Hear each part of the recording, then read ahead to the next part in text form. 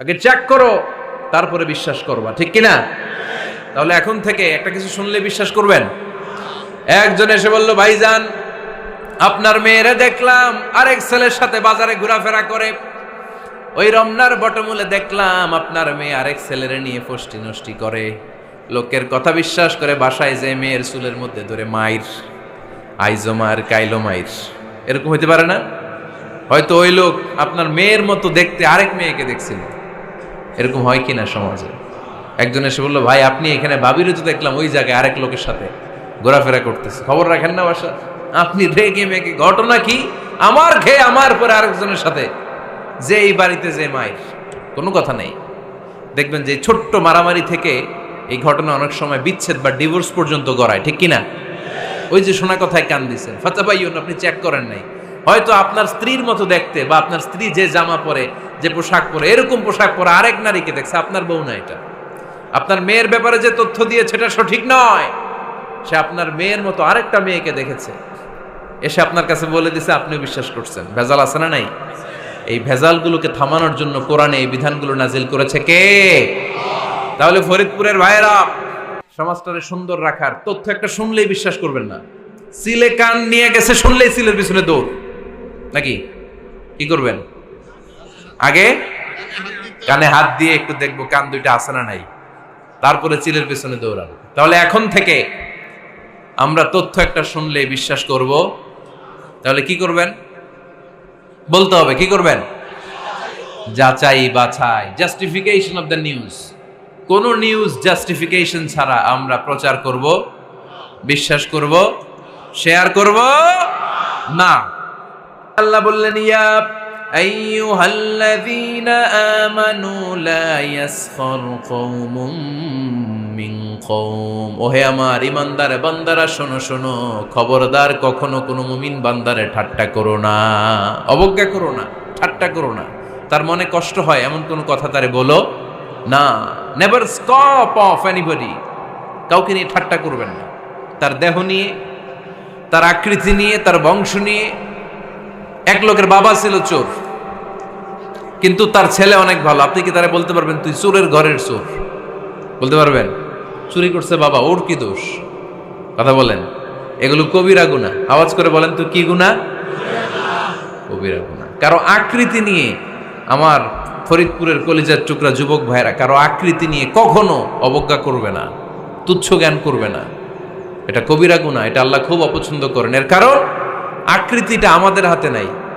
আমাদের কারো নাক লম্বা, কারো খাটো, আমরা কেউ কালো, কেউ সাদা, আমরা কেউ স্মার্ট, কেউ অন্যরকম।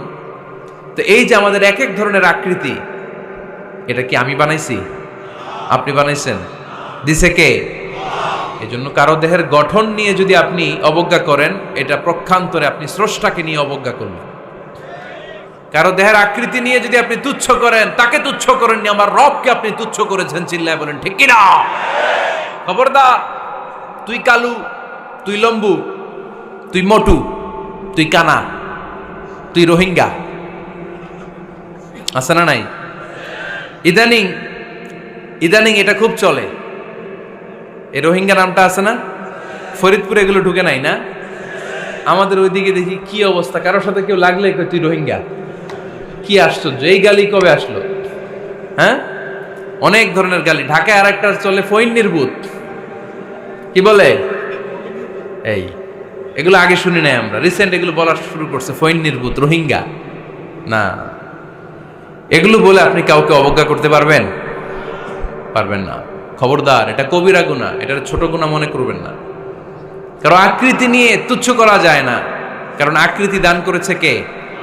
হুয়াল্লাযী ইউসাউইরুকুম ফিল আরহামি কাইফা ইয়াশা লা ইলাহা ইল্লা হুয়াল আজিজুল হাকীম। তিনি এমন সত্তা, যিনি তোমাদের চেহারার অবয়ব দিয়েছেন, তোমাদের আকৃতি দান করেছেন তখন যখন তোমরা মায়ের পেটের ভেতরে ছোট্ট জোকের মতো ছিলা। মায়ের পেটের ভেতরে আমরা যখন সবাই এত ছোট্ট, তখনই আমাদের চেহারার আকৃতি দিয়েছে কে? কে সুন্দর হব, কে ছেলে হব, কে মেয়ে হব, কে মোটা হব, কে চিকন হব আমার ইচ্ছা হয়েছি? আওয়াজ করে বলতে হবে, কার ইচ্ছায়? প্রত্যেককে যদি আল্লাহ প্রত্যেকের নিজের চেহারা ডিজাইন করতে দিতেন, আল্লাহ যদি বলতেন তোমার চেহারাটা কেমন হবে তুমিই ডিজাইন করো, তাহলে আপনি আপনারা কেমন বানাতেন? হ্যাঁ বলেন, ফরিদপুরের ভাইরা বলেন, সুন্দর করে বানাতেন তাই না? সবচাইতে স্মার্ট, সবচেয়ে সুন্দর করে আমি আমার চেহারাটা বানাতাম যদি আমাকে ডিজাইন করার সুযোগ দেওয়া হতো। কিন্তু এই সুযোগ তো আল্লাহ দেন নাই। ডিজাইন স্বয়ং করে দিয়েছেন কে? কোন নারীকে যদি আল্লাহ বলতে এই নারীরা তোমাদের চেহারা কার কেমন লাগবে তোমরা বানাও, প্রত্যেক নারী কি করতো? বিশ্ব সুন্দরী করে নিজেকে বানাতো। খুদ ধরার মতো কোনো জায়গা সে নিজের জন্য রাখতো না, ঠিক কিনা? কিন্তু এটা আল্লাহ দেন নাই। এই আকৃতিটা আমাদেরকে সরাসরি দান করেছেন কে?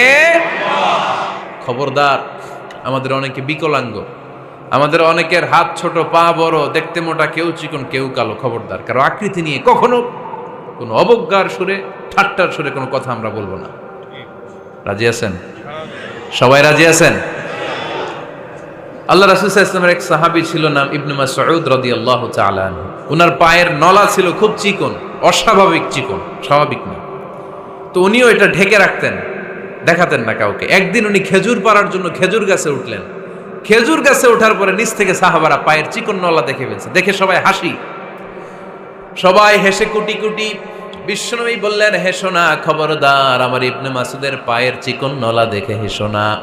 আমার ইবনে মাসুদের এই পায়ের চিকন নলা যদি মিজানের পাল্লায় উঠিয়ে দেয়া হয়, কিয়ামতের দিন উহুদ পাহাড়ের চেয়েও ভারী হয়ে যাবে। খবরদার, আমার ইবনে মাসুদকে আমার আল্লাহ অনেক পছন্দ করে, তার পা চিকন দেখে তাকে তুচ্ছ করো না। আল্লাহর হাবিব সাল্লাল্লাহু আলাইহি ইসলামের 11 জন স্ত্রীর মধ্য থেকে একজন স্ত্রী ছিলেন একজন স্থূল আকৃতির, অবিসিটি ছিল, একটু মোটা। ওনার নাম ছিল সাফিয়া রাদিয়াল্লাহু তাআলা আনহা। আম্মা জান আয়েশার সাথে একবার সাফিয়ার ঝগড়া।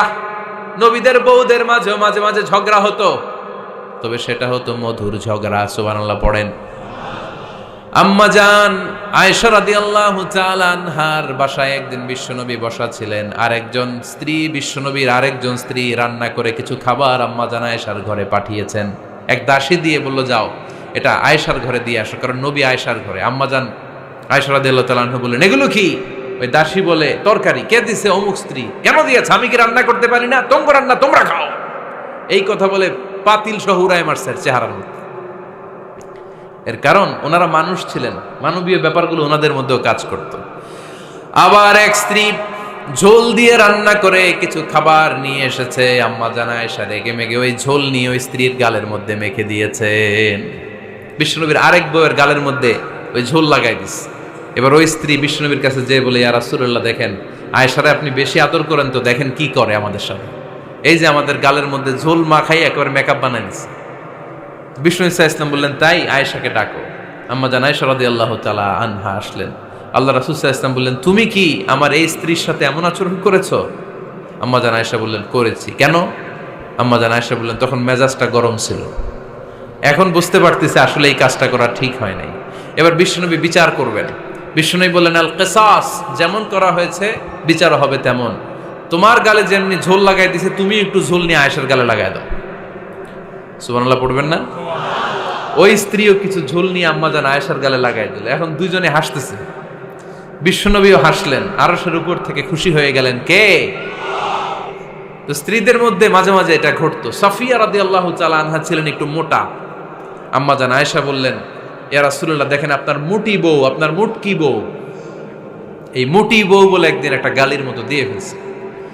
আল্লাহ রাসূল সাল্লাল্লাহু আলাইহি ওয়াসাল্লাম রেগে গেলেন, বললেন, আয়েশা এটা কেমন কথা? তুমি বললা মুটি, আমার সাফিয়ারে তুমি মুটি বলে গালে দিলা রে আয়েশা। ইয়া আয়েশা লাকাদ কুলতি লা কালিমা লাউ মুজিজাত বিমাইল বাহরি লামাজাজাতহু। এমন একটা মন্তব্য তুমি সাফিয়ার ব্যাপারে করে ফেলেছো রে আয়েশা, এই কথাটা যদি সাগরের নীল পানির মধ্যে ছেড়ে দেয়া হয়, এই কথার পঙ্কিলতার কারণে, এই কথার কর্দমাক্ততার কারণে, এই কথার পঙ্কিলতার কারণে সাগরের সব পানিগুলো মুহূর্তের মধ্যে কালো হয়ে যাবে। এই কথাটা সাগরে ফেলে দিলে সাগরের নীল পানি পুরোটা কালো হয়ে যাবে। আয়েশা, খবরদার, কাউকে তুচ্ছ করে অবজ্ঞা করে কখনো কিছু বলা যাবে না। এই জিহ্বাটা এটা ভয়ঙ্কর একটা অঙ্গ। বেশিরভাগ পাপ এই জিহ্বা দিয়ে হয়। কি দিয়ে হয়? এজন্য সাহাবারা জিহ্বা ধরে মাঝে মাঝে জিহ্বার মধ্যে ব্যাত মারতেন। আর বলতেন জিহ্বা তোর জন্য আমি আটকে যাব কিয়ামতের দিন। আমলিক আলাইকা লিসানাক, নিজের জিহ্বার মালিক নিজে হন। আপনার জিহ্বার মালিক যেন শয়তান না হয়ে যায়। জিহ্বা আপনার, শয়তানের ভাষায় আপনি কথা বলেন কেন? খবরদার, প্রতিটা কমেন্ট, প্রতিটা কথা, প্রতিটা মন্তব্য, এগুলোর ব্যাপারে কিয়ামতের দিন পাই টু পাই করে আপনার কাছে আল্লাহর সুপ্রিম কোর্টের কাঠগড়ায় দাঁড় করিয়ে আপনারা জিজ্ঞেস করবে কে? এজন্য বিশ্বনবী বলছেন মাইয়াদমানলি মা বাইনা লিহিয়াইহি ওয়া মা বাইনা রিজলাইহি আদমান লাহুল জান্নাহ। আমার কোন উম্মত যদি দুইটা অঙ্গের গ্যারান্টি আমারে দেয়, আমি আমার উম্মতকে জান্নাতের গ্যারান্টি দেব। দুইটা অঙ্গের, একটা হলো জিহ্বা আর একটা লজ্জাস্থান। দুই চোয়ালের মাঝে যা থাকে লিজ্জা জিহ্বা, আর দুই পায়ের মাঝখানে যা থাকে লজ্জাস্থান। এই দুইটা অঙ্গের গ্যারান্টি যদি বিশ্বনবীকে আপনি দেন যে নবী জিহ্বা আর লজ্জাস্থান এই দুইটা অঙ্গের কোনো পাপ আমি করব না, নবী বলে আমি দুনিয়ায় তোমার জান্নাতের গ্যারান্টি দিলাম। এজন্য জিহ্বাটারে সামলান, যা মনে চায় বললেন না। খবর আছে না নাই? খবর আছে। মা ইয়ালফিযু মিন কাউলিন ইল্লা লাদাইহি রাকীবুন আতীদ। যা মুখ দিয়ে বের হয় লিখে রাখার জন্য দুইজন ফেরেশতা রেডি করে রেখেছে কে? চিল্লায় বলেন। যতদিন আমরা বেঁচে থাকবো ততদিন থাকবে আমাদের কাঁধে। আমরা মরে যাবো, এই ফেরেশতারা উড়াল দিবে, ঠিক কিনা? দুই কান্দে জি ছিল যে তোমার দুইজনা পাহারা, তোমারে একলা থইয়া পালাইছে তাহারা। তোমার আটকুঠুরি নয় দরজা বন্ধ এবার হলো রে হলো। মুখে আল্লাহ রসুল সবে বলো, ও মুখে আল্লাহ রসুল সবে বলো। দুয়ারে আইসাছে পালকি নাই হরি গাও তোলো রে তোলো। মুখে আল্লাহ রসুল সবে বলো, ঠিক না? এজন্য সাবধান।